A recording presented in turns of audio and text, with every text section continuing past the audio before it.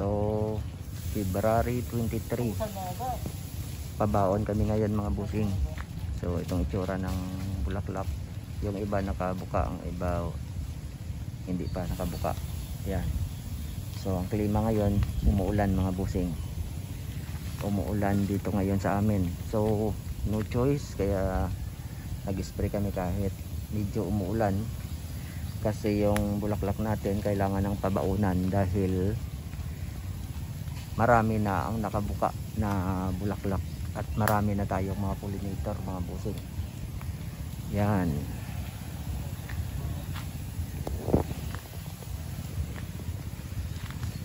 Yan ating mga bulaklak na pinapabaunan sa ngayon.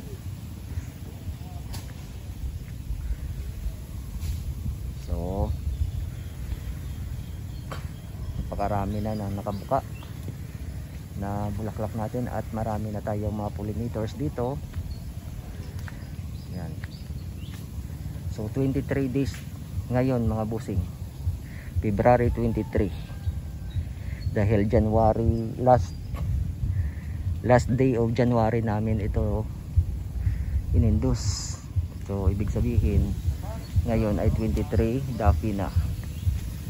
Yan. Kahit umuulan, umaambon, nagpabaon kami mga busing para may protection siya sa fungus at sa mga hoppers, dahil napakaraming hoppers ngayon dito mga busing sa area namin.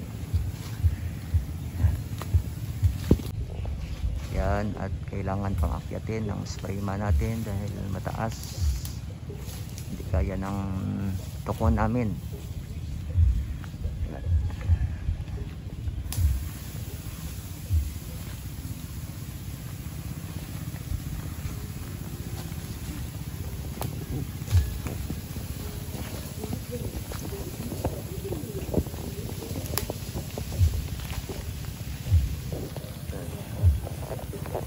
Kailangan lahat ng mga bulaklak ay matatamaan para magkaroon ng proteksyon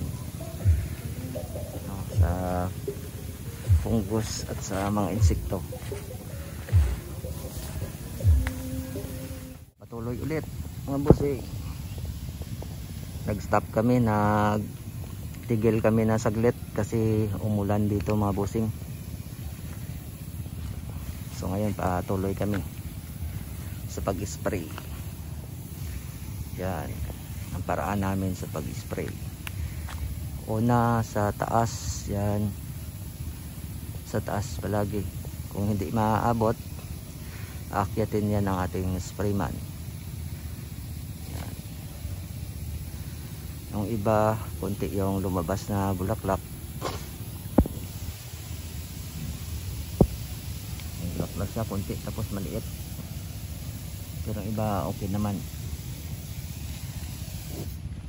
Tapos ang ginamit ko dito mga busing na fungicide ay ang Ortiva Top, paborito kong fungicide. At saka chess, gumamit din ako ng Propinopos, at yung foliar natin Wokosin mga busing,